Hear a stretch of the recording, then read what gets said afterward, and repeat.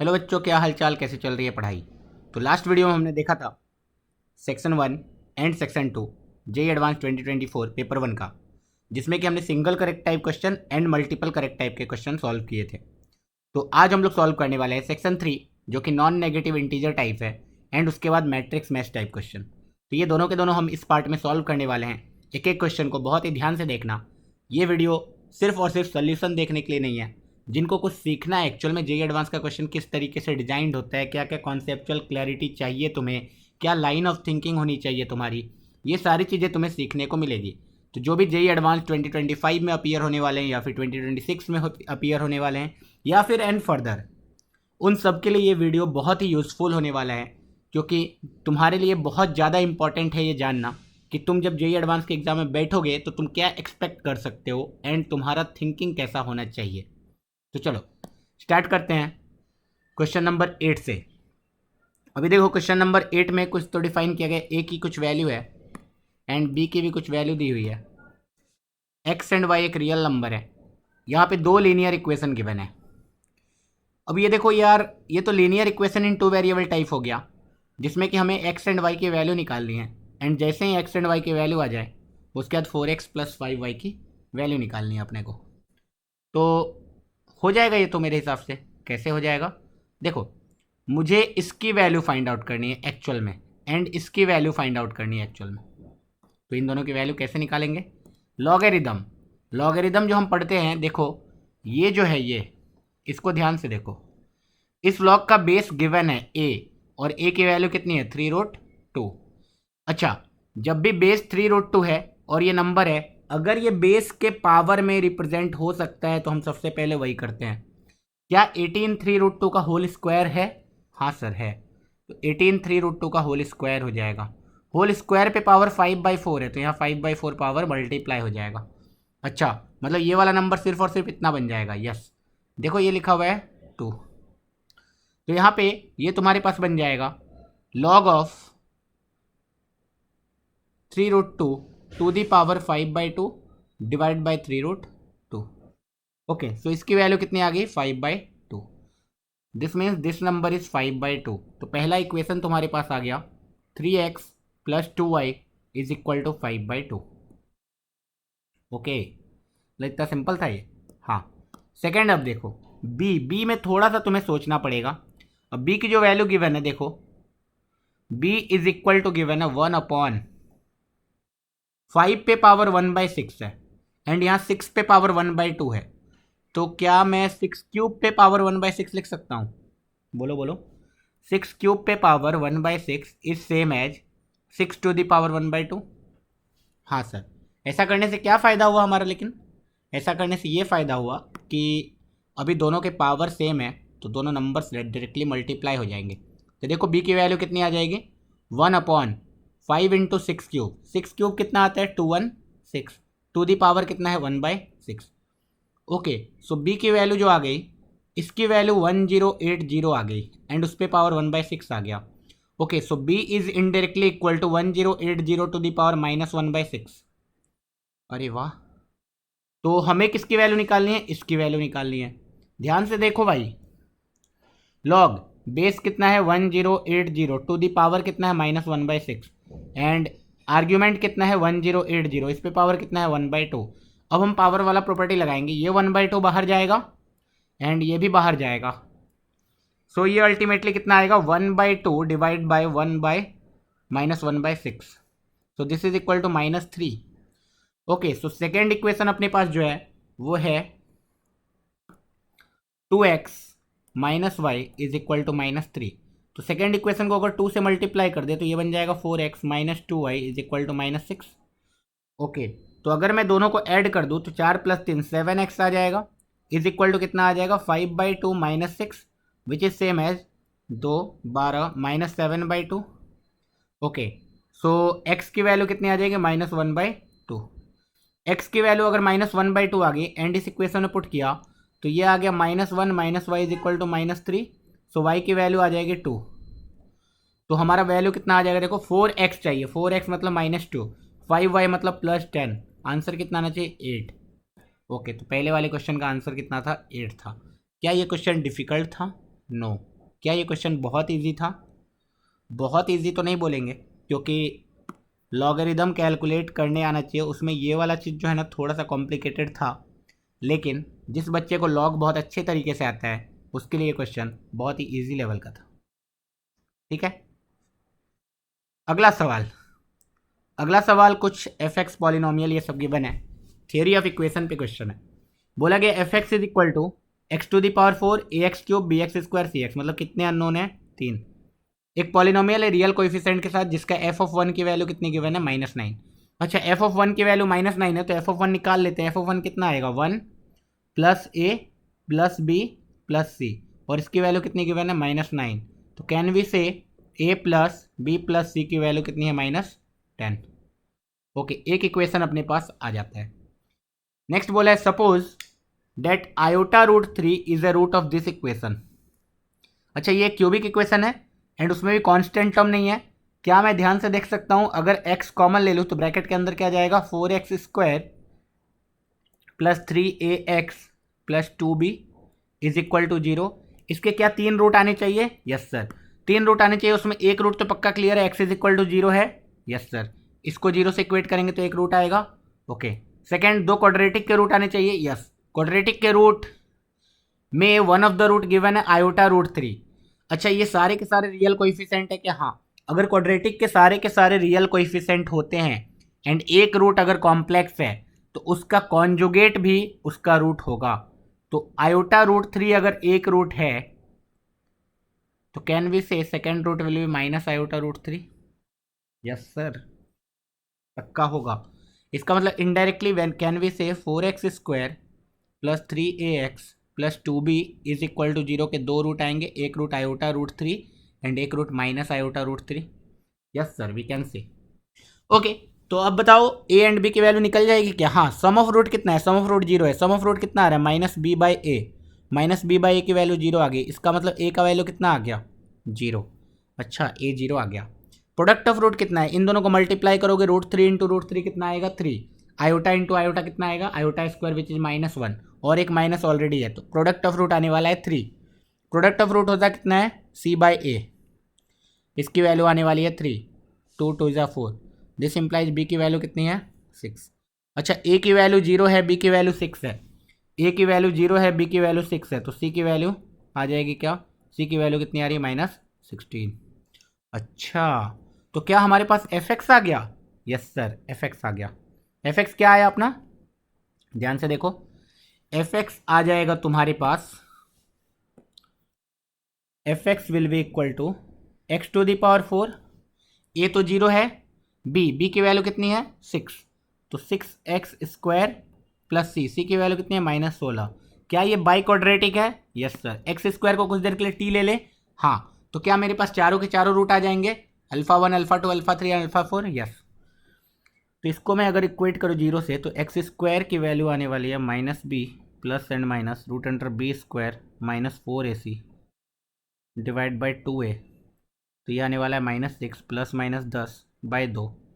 So x square will be equal to -16/2 is -8 and 10 में से 6 गया 4/2 इज 2, है ना। तो एक्स स्क्वायर की 2 वैल्यू आई, तो एक्स की क्या क्या वैल्यू आएगी?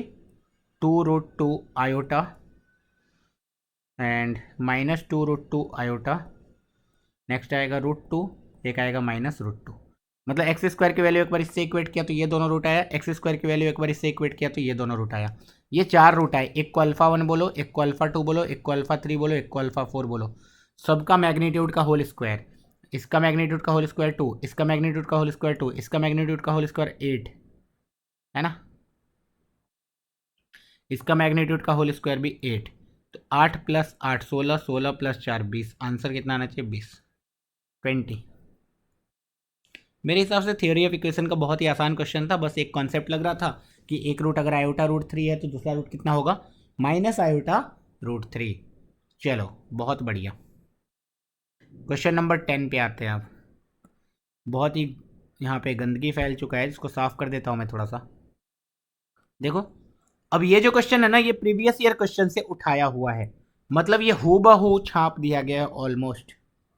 कैसे कैसे? बस तुम्हें काउंट करना था। हमारे पास एक मैट्रिक्स है, ए बी सी डी की वैल्यू 0,1 है, magnitude of A, determinant of A -1 से 1 जाना चाहिए। कितने ऐसे मैट्रिक्स है, सॉरी कितने ऐसे एलिमेंट है इसमें? तो ठीक है, इसका डिटर्मिनेंट निकाल लेते हैं। 0 1 सी 1 ए डी 1 बी ई। इसकी वैल्यू कितनी आएगी? 0 से कुछ नहीं आएगा, 0। फिर आएगा -1, सो -1 इंटू ये रो ये कॉलम गया ई माइनस डी। फिर आएगा प्लस सी, तो प्लस सी इंटू बी माइनस ए। ये आ गया अपना डिटर्मिनेंट, मतलब सी इंटू बी माइनस ए minus E minus D. Okay, सो ये है अपना डिटर्मिनेंट का वैल्यू। अब डिटर्मिनेंट की वैल्यू या तो -1 होनी चाहिए या तो 1 होनी चाहिए। अच्छा तुम एक बात देखो, ए बी सी डी सारे के सारे 0 एंड 1 है, या तो 0 है या तो 1 है। तो तुम ये एक बात सोचो कि डिटर्मिनेंट की वैल्यू हमेशा एक इंटीग्रल वैल्यू आनी चाहिए, मतलब डिटर्मिनेंट की वैल्यू छोड़ो, इसकी वैल्यू हमेशा एक इंटीजर आएगी, इसकी वैल्यू हमेशा एक इंटीजर आएगी। दो इंटीजर का डिफरेंस कितना आना चाहिए? या तो 1 आना चाहिए या तो -1 आना चाहिए। कॉमन सेंस से सोच लो, हो जाएगा, आंसर आ जाएगा। क्या करें इसके बाद? दो ही पॉसिबिलिटी है भाई, दो ही पॉसिबिलिटी है। तो 0 1 हो सकता है ना, तो 2 तो होगा नहीं कभी है। 1 अगर 1 रख दिया तो ये 0 हो जाएगा, एंड मैक्सिमम ये 1 ही हो सकता है। तो देखो या तो 1 हो जाए ये और ये 0 हो जाए, तो डिटर्मिनेंट 1 आएगा, है ना। या तो ये 0 हो जाए और ये 1 आ जाए, उस टाइम पे डिटर्मिनेंट कितना आएगा? -1 आएगा। इसके अलावा और कोई पॉसिबिलिटी नहीं है। अच्छा, इसका मतलब ई माइनस डी को अपने को 0 करना है। ई माइनस डी 0 कब होगा? जब ई की वैल्यू देख लेते हैं, ए बी सी डी ई।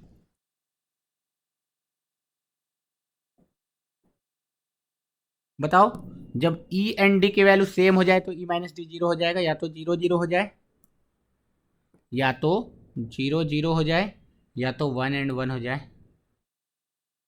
अच्छा, उसमें ये वाला चीज़ कवर अप हो जाएगा, है ना। ओके, उसके बाद अब मुझे क्या है ना, सी इंटू बी माइनस ए को 0 चाहिए।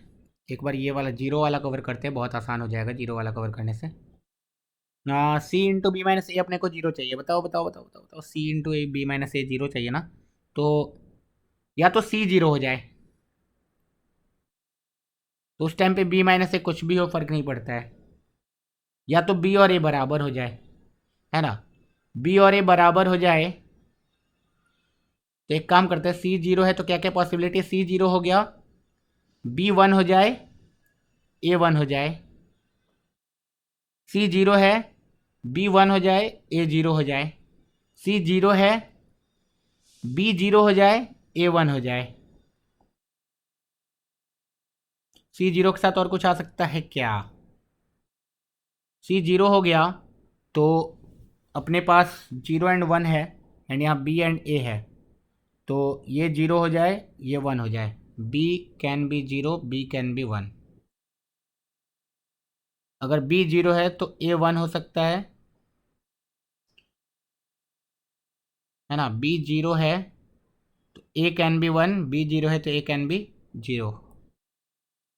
सिमिलरली अगर ए 0 है तो बी 1 हो सकता है, ए 0 है तो बी 0 भी हो सकता है, ठीक है। ओके, सी 0 है। नेक्स्ट, 0 वाला हमने काउंट कर लिया। अब तुम सोचो, अगर ये 0 है, पहला वाला केस, अगर ये 0 है तो अभी इसको 1 होना पड़ेगा। सी इंटू बी माइनस ए को अगर 1 होना है तो सी को पक्का 1 होना पड़ेगा। सी 0 हो ही नहीं सकता है, क्योंकि सी 0 हो जाएगा तो 0 into anything will be 0। And B minus A, अब ये 1 है तो बी माइनस ए को भी 1 होना है, बी माइनस ए को 1 होना है। तो या तो बी 1 हो जाए, ए 0 हो जाए, है ना। एंड सेकेंड पॉसिबिलिटी इज 1 1 हो ही नहीं सकता है, 0 और 1 नहीं हो सकता है, -1 हो जाएगा। तो यही पॉसिबिलिटी है, 1 0। नेक्स्ट, अगर हमने इसको 0 कर दिया है तो ई माइनस डी को 1 करना पड़ेगा। ई माइनस डी कैसे कैसे 1 हो सकता है? ई 1 हो जाए, डी 0 हो जाए,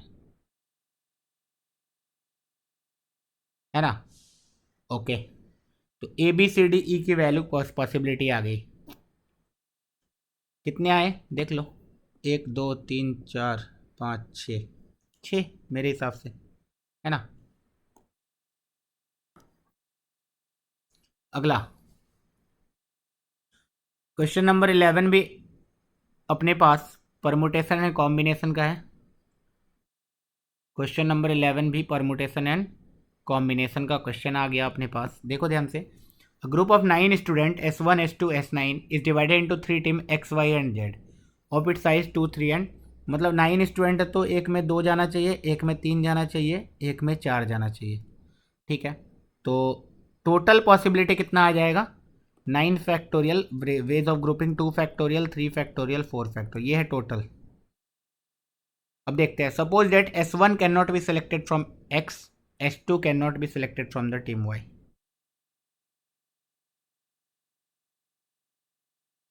then the number of ways to form such. देखो कैन नॉट भी करना ज़्यादा डिफिकल्ट है, कैन भी करना ज़्यादा आसान है। एक एक सेट बनाता हूँ जिसमें S1 गोज टू X, एक सेट बनाता हूँ जिसमें S2 गोज टू Y। तो अपने को चाहिए एक्चुअल में number of elements in A union B। S1 X में चले जाए तो भी चलेगा, एंड है ना, तो A यूनियन B, ये वाला चीज़ माइनस कर देते हैं, आंसर आ जाएगा, है ना। अभी मेरे को बस A यूनियन B निकालना है। N of A union B is same as n of A. N of A का मतलब S1 गया X में, अगर ये X है, ये Y है, ये Z है, अगर S1 ऑलरेडी X में जा चुका है तो बाकी 8 को हमें 1 फैक्टोरियल 3 फैक्टोरियल एंड 4 फैक्टोरियल में अरेंज करना है, plus n of b, n of b, n of A union B is n of a plus n of b minus n of a intersection b. S2 अगर Y में जाएगा, S2 अगर पहले से ही Y में चला जाए तो यहाँ 2 ही बचा, तो बाकी 8 को 2 फैक्टोरियल 2 फैक्टोरियल 4 फैक्टोरियल, है ना, एंड इनटू एक 2 फैक्टोरियल। क्यों, क्योंकि दो ग्रुप साइज सेम हो गया, ठीक है। फिर my n of a plus n of b minus n of a intersection b. A intersection b मतलब S1 गया X में एंड S2 गया Y में, तो 1 2 एंड 4 बचा, 4 2 6 एक साथ 7 factorial divide by 1 factorial 2 factorial and 4 factorial. बस तुम्हें क्या करना है, इस वैल्यू को कैलकुलेट करके यहाँ डाल देने का, आंसर आ जाएगा अपना प्यारा सा। इसको बोलते हैं inclusion exclusion method, principle of inclusion exclusion. Set theory से हमने कर लिया इस क्वेश्चन को। ओके, नेक्स्ट क्वेश्चन बोला गया OP vector is this, O Q vector is this, O R vector is this. एक अल्फा अननोन है, एक बीटा अननोन है, where alpha comma beta belongs to real number except 0। O denotes the origin. अब एक relation given है अपने पास, box product, है ना, O R dot O P cross O Q is equal to 0 and the points alpha beta and 2 lies on this plane, then the value of l. ठीक है, इससे एक अल्फा बीटा में रिलेशन आएगा एंड उस रिलेशन का यूज करके ये क्वेश्चन सॉल्व होगा। क्या रिलेशन आएगा देख लेते हैं। 1 1 1/2 है, नेक्स्ट है alpha minus alpha by alpha 1 minus 1/अल्फा, एंड नेक्स्ट है 1 1, फिर इधर आएगा 1 1 माइनस 1/बीटा एंड नेक्स्ट है 1 इज इक्वल टू अपने को 0 गिवन है। देखो अभी डिटर्मिनेंट 0 है, थोड़ा बहुत डिटर्मिनेंट की प्रॉपर्टीज लगा के अपना काम बना सकते हैं हम लोग। कॉलम 1 को कॉलम 2 से माइनस कर देते हैं, कॉलम 1 को कॉलम 2 से माइनस करेंगे तो 1 माइनस 1 0 बन जाएगा, है ना। Okay, then 1 minus 1 upon alpha minus 1 is minus 1 upon alpha and 1, ये 1 अपन बीटा बचेगा, ये 1 1 1 माइनस 1 अपन बीटा 1 1 1। अच्छा, इसमें फिर से कुछ लगाते हैं, कॉलम 2 को कॉलम 3 से माइनस कर देते हैं, 0 minus 1 upon alpha 1 upon beta, 1 minus 1/2 is 1/2, 1 minus 1 is 0, ये आ जाएगा माइनस 1 अपन बीटा, इधर आ गया 1/2 1 1। ओके, अभी हम लोग फिर से कर सकते हैं कि इसको इससे माइनस कर दे तो यहाँ 0 आ जाएगा, यहाँ 1 रहेगा यहाँ, लेकिन यहाँ बड़ा हो जाएगा। इससे अच्छा आप डायरेक्टली खोल दो। 1 0 2 0 ऑलरेडी आ चुका है डिटर्मिनेंट में, तो कैलकुलेशन बहुत ही ईजी हो जाएगा। 0 into anything is 0।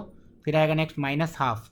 Minus half के साथ जाएगा देखो -1 by alpha -1 by beta.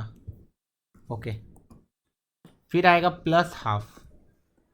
Plus half के साथ क्या जाएगा देखो 1 अपॉन अल्फ़ा बीटा, बस, है ना। इसको अपने को इक्वेट करना है 0 से।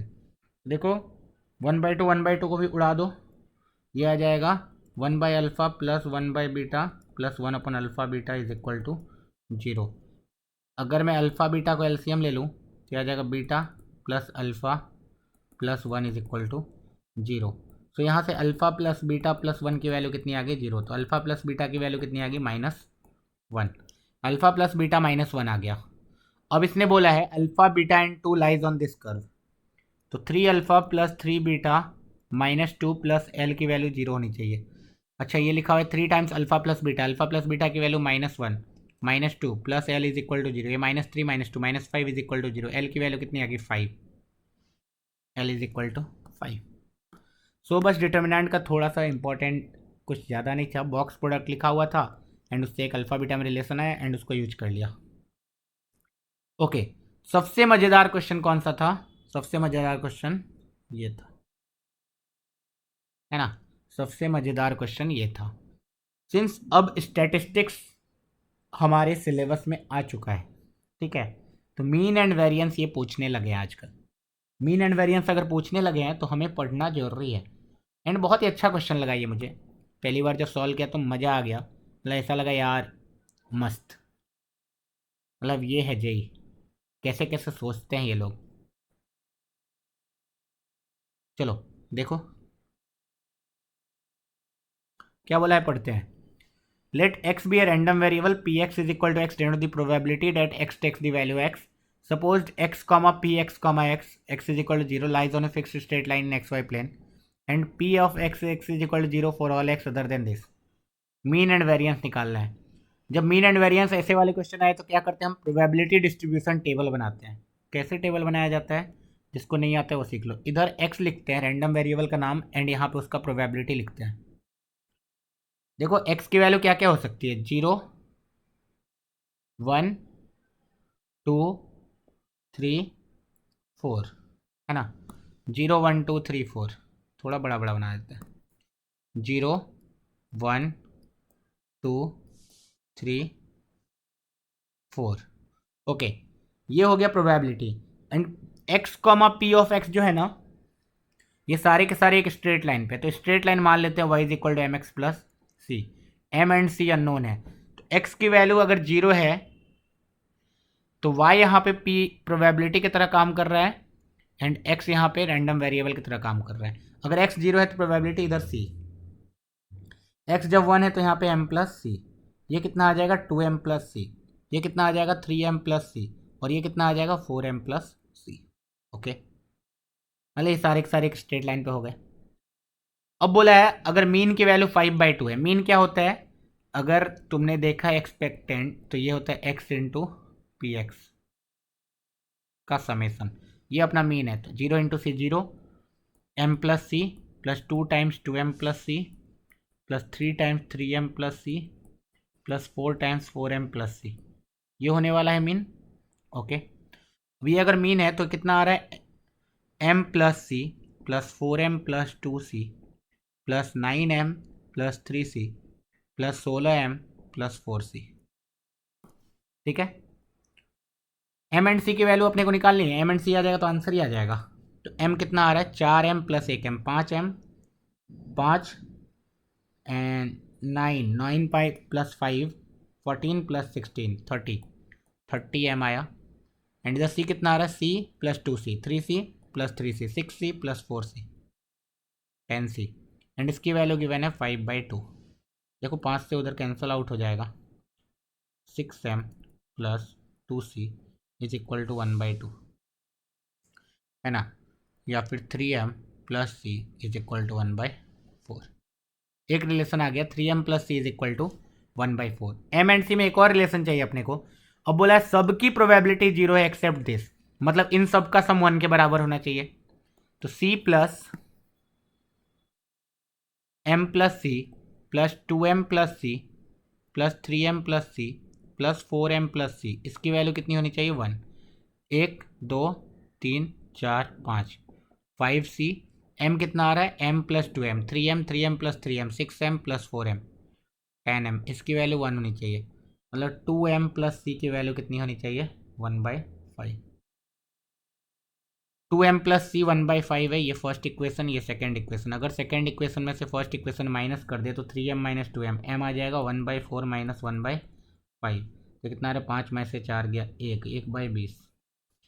m की वैल्यू आ गई 1/20।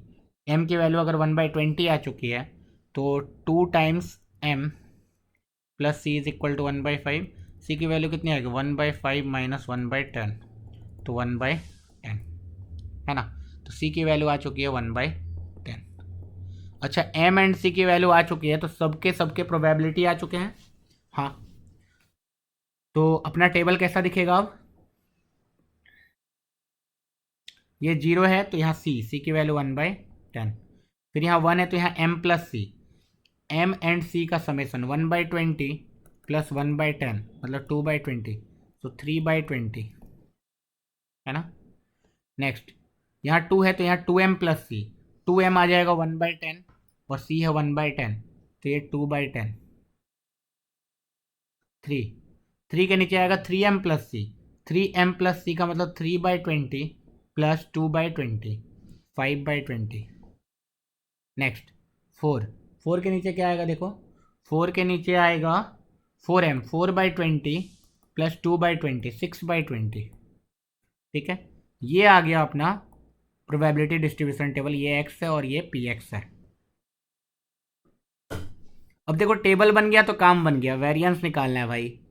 वेरिएंस इज व्हाट, अब देखो वेरिएंस का अगर तुमने फॉर्मूला पढ़ा है तो अच्छी बात है, नहीं पढ़ा है तो बोला गया है ई of x square minus E of x का होल स्क्वायर, मतलब ई ऑफ एक्स स्क्वायर का ई कैसे निकालोगे, 0 square into 1/10, 0 square into 1/10 plus 1 square into 3/20 plus 2 square, मतलब मैं लिखते जाता हूँ डायरेक्ट ना, क्या दिखाना, मैं डायरेक्टली वैल्यू जो आ रही है वो लिखते जाता हूँ।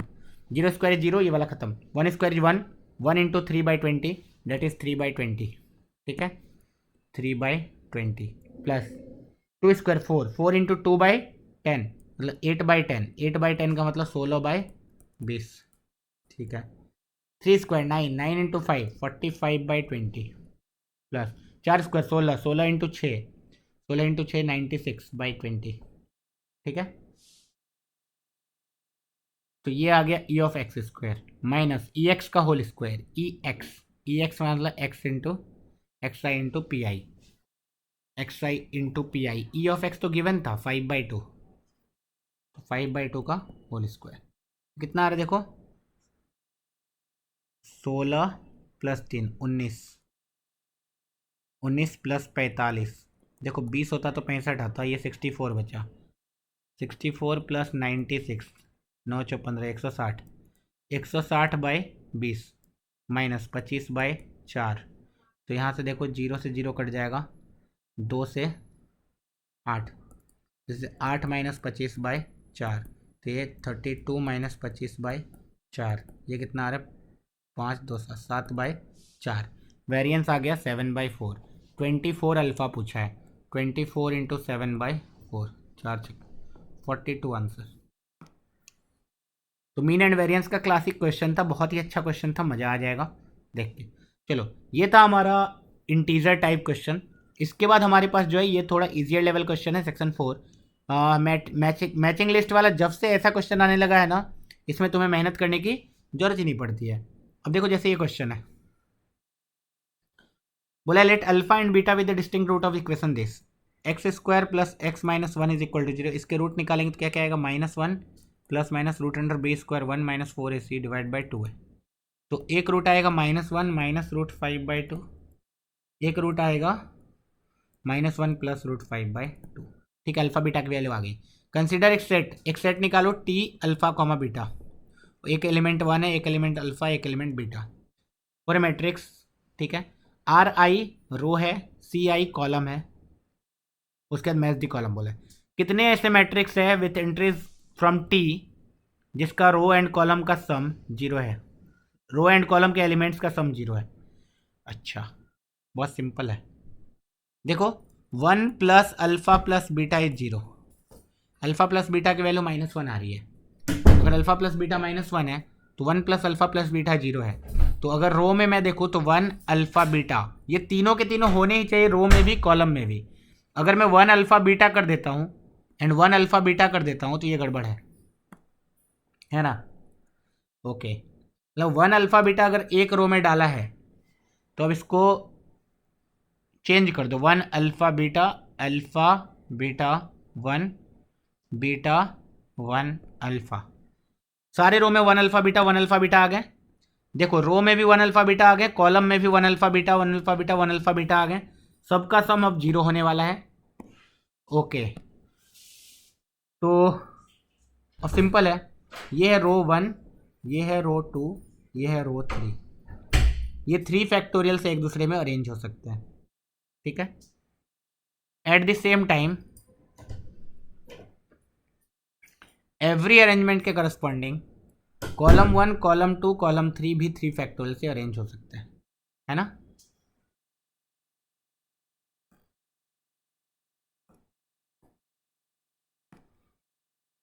मल्टीप्लिकेशन नहीं होगा, एडिशन होगा, है ना।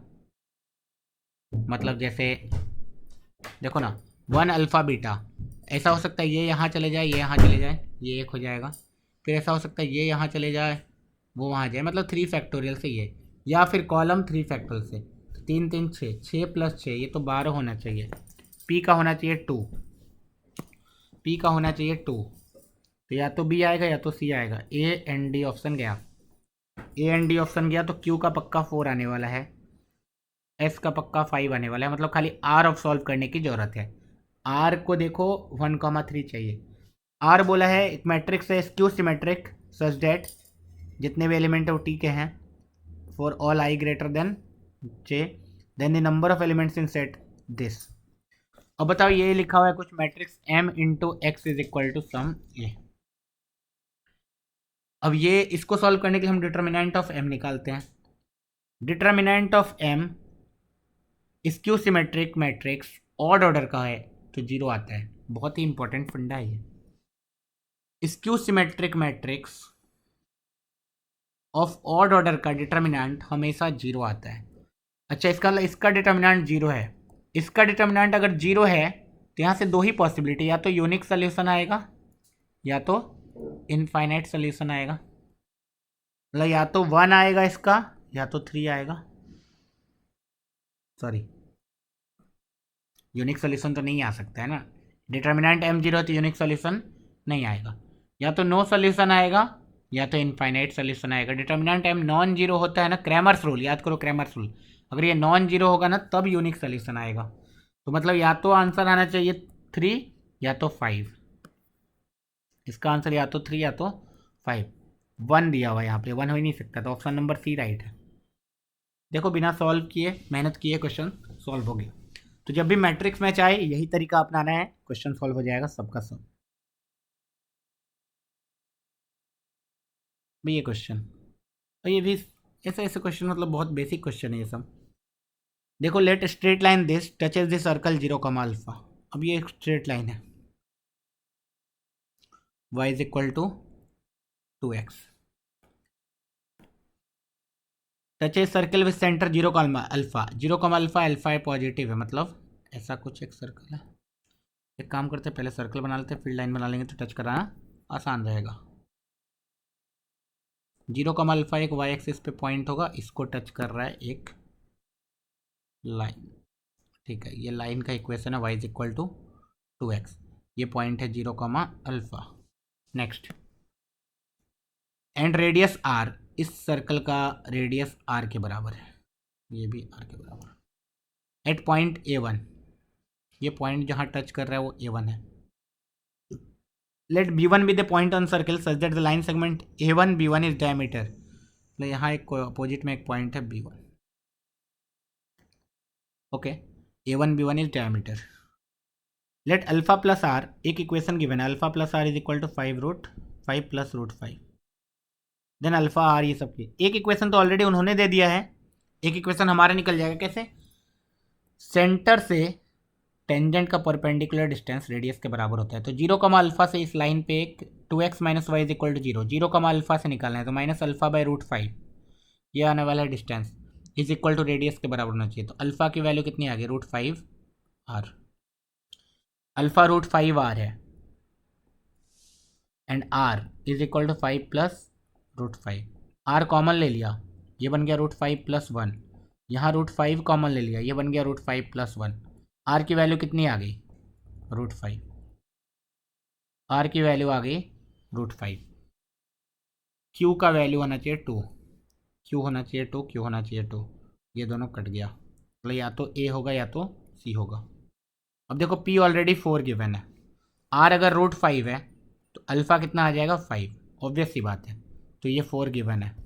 अब हमें आर को देखो, आर से आंसर आ जाएगा मेरे हिसाब से 1 एंड 5 है, आर है इधर 1 एंड 5, एस ऑलरेडी 3 एंड 3 है, तो आर की वैल्यू निकाल लेते हैं, are 1,5, are is what, A1 का कोऑर्डिनेट, A1 का कोऑर्डिनेट इज बहुत सिंपल, कैसे सिंपल सिंपल सिंपल कैसे, अगर A1 का कोऑर्डिनेट x0, y0 है तो मैं क्या करता हूँ, इसका निकालने का बहुत सारा तरीका हो सकता है, ठीक है, पैरामेट्रिक कोऑर्डिनेट हो सकता है, t इज इक्वल टू 0 वाला इक्वेशन से कंपेयर करके आ सकता है। एक बहुत ही सिंपल सा, बहुत ही प्यारा सा बता रहा हूँ, एक सर्कल है जिसका सेंटर अपने को मालूम है 0,5, और एक लाइन मालूम है अपने को, ये लाइन है 2x minus y is equal to 0। तो अगर मैं बोलूँ कि दिस इज x, y, तो अगर मैं यहाँ पे फुट ऑफ परपेंडिकुलर निकालूंगा तो x minus 0 upon a is equal to y minus 5 upon -1 is equal to minus of ax0 plus by0 plus c divide by a² plus b², तो यह आ जाएगा x/2 is equal to y minus 5 upon -1 is equal to 5/5 -1 1, x की value आने वाली है 2, y minus 5 की value आने वाली है -1, y की वैल्यू आने वाली है 4, मतलब 2,4 होने वाला है A1, A1 is 2,4, A1 is 2,4 मतलब 5, तो सी ऑप्शन करेक्ट है, सबका सी आ रहा है, इसका भी सी आया, इसका भी सी आया। ओके नेक्स्ट 3D का क्वेश्चन है, let gamma be a real number such that, दो लाइंस गिवन है, द लाइन इंटरसेक्ट, दो लाइंस अगर इंटरसेक्ट कर रहे हैं मतलब उनका शॉर्टेस्ट डिस्टेंस 0 होता है, a minus c dot b cross d is equal to 0, है ना, या तो ये लगाओ या तो पॉइंट ऑफ इंटरसेक्शन वाला फंडा लगाओ, जो भी अच्छा लगता है वो लगा सकते हैं यार, कैलकुलेशन है थोड़ा सा। Let R1 be the point of intersection, point of intersection निकालना है, जब निकालना है तो मैं पूरा का पूरा लैम्डा एंड म्यू से चलता हूँ, अगर इसको लैम्डा बोला इसको म्यू बोला तो उस पर क्या क्या पॉइंट आएगा, लाइन 1 पे lambda minus 11, 2 lambda minus 21, 3 lambda minus 29, line 2 पे जो पॉइंट आएगा वो आएगा 3 म्यू माइनस, तो देखो 3 mu minus 16, 2 mu minus 11, mu into gamma -4, okay. अब बोला ये दोनों इंटरसेक्ट करते हैं, अगर इंटरसेक्ट करते हैं तो तीनों के तीनों कोऑर्डिनेट इंडिविजुअली इक्वल होने चाहिए, तो लैम्डा माइनस 11 की वैल्यू आनी चाहिए 3 म्यू माइनस 16 के बराबर, तो लैम्डा की वैल्यू आनी चाहिए 3 म्यू माइनस 5 के बराबर, ओके। 2 लैम्डा माइनस 21 की वैल्यू होनी चाहिए 2 म्यू माइनस 11 के बराबर, तो यहाँ से 2 लैम्डा इज इक्वल टू आ जाएगा 2 म्यू, ये उधर जाएगा तो प्लस 10 बनेगा, डेट इज लैम्डा का वैल्यू आ जाएगा म्यू प्लस 5। अच्छा तो यहाँ से लैम्डा का वैल्यू है म्यू प्लस 5 और यहाँ से वैल्यू है 3 म्यू माइनस 5, तो 2 म्यू की वैल्यू आनी चाहिए 10, तो म्यू की वैल्यू आनी चाहिए 5, म्यू की वैल्यू अगर 5 आ गई तो लैम्डा की वैल्यू आ गई 10, लैम्डा की वैल्यू 10 आ गई, म्यू की वैल्यू 5 आ गई, अब इन दोनों को इक्वेट कर देते हैं, 3 lambda minus 29 is equal to mu into gamma -4। अच्छा 3 लैम्डा मतलब 30 minus 29 is equal to mu gamma मतलब 5 गामा -4, ये 1 आया, इधर आके 5, तो 5 gamma is equal to 5, gamma is equal to कितना आ गया 1। तो गामा की वैल्यू कितनी है 1 एक्चुअल में। अगर गामा की वैल्यू 1 है तो can we find the point of intersection, let r1 be the point of intersection. क्या r1 का कोऑर्डिनेट आ जाएगा lambda minus 11, lambda minus 11 is -1, 2 lambda 20 minus 21 -1, 3 lambda 30 minus 29 1। Okay, so r1 आ गया। Let o be 0,0, o is 0,0, तो o r1 vector आ जाएगा अपने पास। o r1 vector आ गया minus I cap minus J cap plus K cap. Are का value तुरंत आ गया, are is 1, are का 1 1 1 है, तो ये तो कट गया। ओके, एस का 2 2 5 है, क्यू का 4 4 4 है, पी एंड एस सॉल्व करना ही पड़ेगा। Gamma is equal to, gamma की वैल्यू आ चुकी है, गामा इज इक्वल टू 1 है, गामा का इज इक्वल टू पी का आना चाहिए 3, पी का 3 3, मतलब या तो ए है या तो सी है, बी कट गया। पी आ चुका है, क्यू आ चुका है, आर आ चुका है, एस सॉल्व करना है 2 या तो 5। एस है a possible value of O R one dot N cap. N cap क्या है? N cap denote a unit normal vector to the plane containing both L1 L2। मतलब क्या है, एन कैप जो होगा पॉसिबली एन वेक्टर आ जाएगा। क्या पहले देख लो, दोनों का क्रॉस प्रोडक्ट आई जे के 1 2 3 3 2 1, क्रॉस प्रोडक्ट निकालते हैं। I cap 2 minus 6 minus 4 minus J cap 1 minus 6 1 minus 9 1 minus 3 थ्रू जा 9 9, तो 1 minus 9 minus 8 plus K cap में आएगा 2 माइनस 6, 2 माइनस 6 का मतलब -4, तो आ गया ये -4 आई कैप प्लस 8 जे कैप -4 के कैप। स्कोर अच्छे से देखा जाए तो माइनस आई कैप प्लस 2 जे कैप माइनस के कैप। स्कोर अच्छे से देखा जाए तो आई कैप -2 जे कैप प्लस के कैप, ये भी बोल सकते हैं हम नॉर्मल वेक्टर। हाँ, तो इसका जो अगर 1/√6 से मल्टीप्लाई कर देंगे तो क्या आ जाएगा, ये नॉर्मल कैप। अब सोचो इसका डॉट लेना है इसके साथ, तो क्या क्या आएगा डॉट में, -1 इंटू -1 प्लस 2 प्लस 1 /√6, 2/√6, मतलब 4/6, √2/3, 5 आना चाहिए, एस का 5 आना चाहिए। इसका भी आंसर सी। अभी तक जितने मैट्रिक्स मैच है तीनों का आंसर कितना आया हुआ है, सी। अगला सवाल, ये end of the question paper है, ये लास्ट सवाल है इस पेपर का। देखो एफ एक्स गिवन है, एफ एक्स को अच्छे से डिफाइन कर लेते हैं। F x is x square into sine 1/x if x is positive and minus x square into sine 1/x if x is negative and when x is 0 then fx is 0। ये fx है। gx already defined है, 0 से half में जाएंगे तो gx आएगा 1 - 2x and otherwise 0। अभी hx एक फंक्शन है, इसके लिए हम क्या करते हैं, पहले p देख लेते हैं। अब बोला है a अगर 0 है, a 0 है, c 0 है, d 0 है, c 0 है, d 0 है, तो एच एक्स की वैल्यू है, b की वैल्यू 1 है, तो एच एक्स की वैल्यू आ जाएगी G X plus G of 1/2 minus X. अच्छा, तो पूरा का पूरा जी एक्स पे डिपेंडेंट हो गया। तो मैं चाहता हूँ ये वाला टर्म ना रहे, तो कौन सा चूज करना चाहिए मुझे, ठीक है ये भी कर सकते हैं। देखो मेरे पास जो नंबर लाइन है 0 एंड हाफ है, अगर x की वैल्यू इस इंटरवल में है, x की वैल्यू इस इंटरवल में है, तो एच एक्स अपना क्या बन जाएगा 1 - 2x प्लस, अगर कोई नंबर 0 से हाफ में है तो उसका नेगेटिव -½ से 0 में होगा, एंड उसमें अगर 1/2 ऐड करेंगे तो ये फिर से 0 से हाफ में हो जाएगा, मतलब इसका भी डेफिनेशन होगा 1 - 2x, तो this is 2 - 4x। H x दिख रहा है 2 - 4x when is in between 0 to 1, and otherwise अगर मैं 1/2 के आगे जाऊँ तो ये भी 1/2 से बड़ा हो जाएगा एंड ये 0 से छोटा हो जाएगा, तो ये 0 आ जाएगा। सो एच एक्स अगर डिफाइन करें फर्स्ट केस के लिए तो 0 होगा अगर x is less than 0, 2 minus 4x होगा अगर एक्स इज इन बिटवीन 0 से हाफ, एंड फिर से 0 होगा if x is greater then 1/2। अगर लेस देन 0 है तो ये लेस देन 0 हो जाएगा, एंड ये 0 से छोटा है ना तो ये 1/2 से बड़ा हो जाएगा, तो 0 आ जाएगा अदरवाइज में। तो this is yes 1 1 function, h is 1 1। क्या h ऑन टू है? h ऑन टू नहीं है क्योंकि ऑल रियल नंबर डोमेन नहीं है, 0 से हाफ में इसका कुछ वैल्यू आएगा एंड बाकी हर जगह 0 है ये। ओके, तो the range of h is 1। देख लेते हैं p का आंसर क्या क्या गिवन है, या तो 4 या तो 5 गिवन है, या तो 4 या तो 5, मतलब रेंज निकालना है, सिंपल सी बात है। रेंज निकालो h का।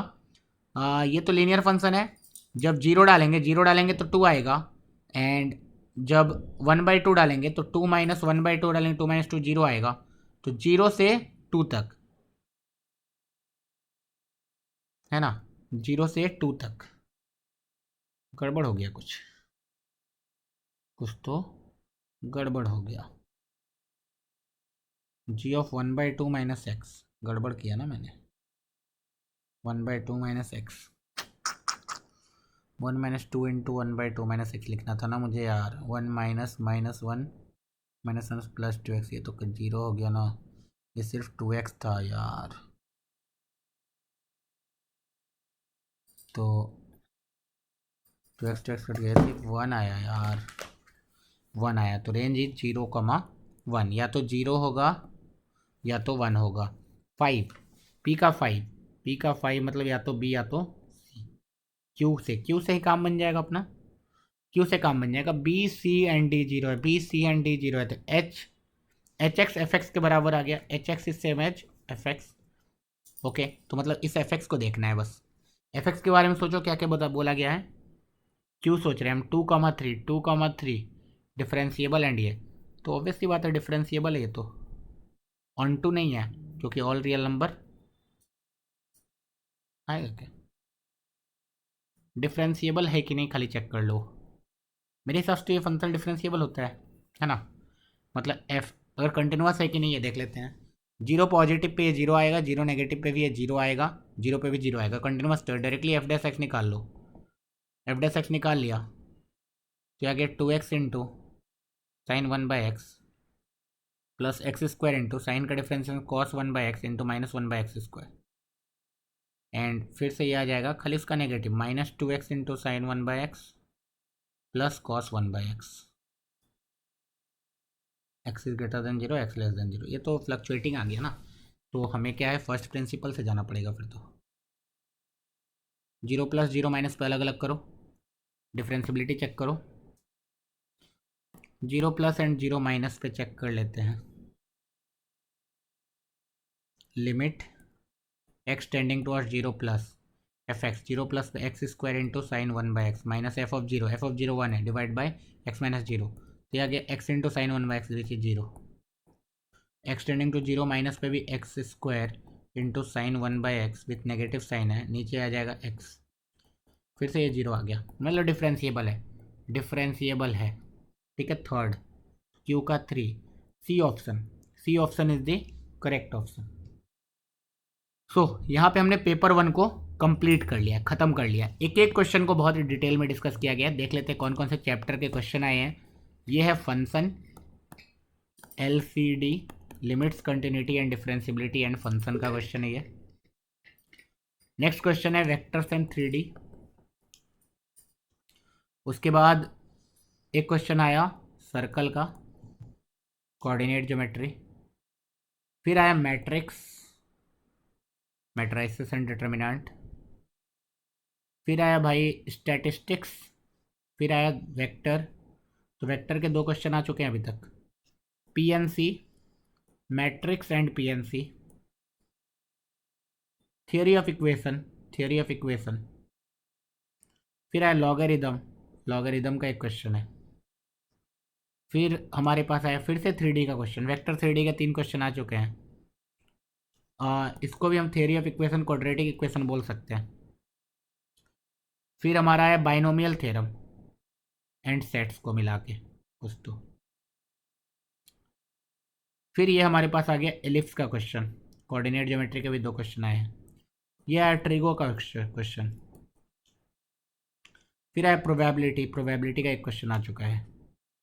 फिर हमारे पास आया कैलकुलस में क्या क्या limits and differential equation. Basically ये डिफरेंशियल इक्वेशन का क्वेश्चन था। तो आई होप तुम्हें समझ में आ गया हो कि चैप्टर से क्या क्वेश्चन आया। सबसे ज़्यादा क्वेश्चन अभी इस पेपर से मुझे देखने को मिला है वेक्टर्स एंड 3D। तो चलो अगले वीडियो में हम पेपर 2 डिस्कस करेंगे एंड ट्राई करेंगे एक ही वीडियो में कंप्लीट करने का पेपर 2। ठीक है, तब तक के लिए पढ़ते रहो, मचाते रहो। All the best.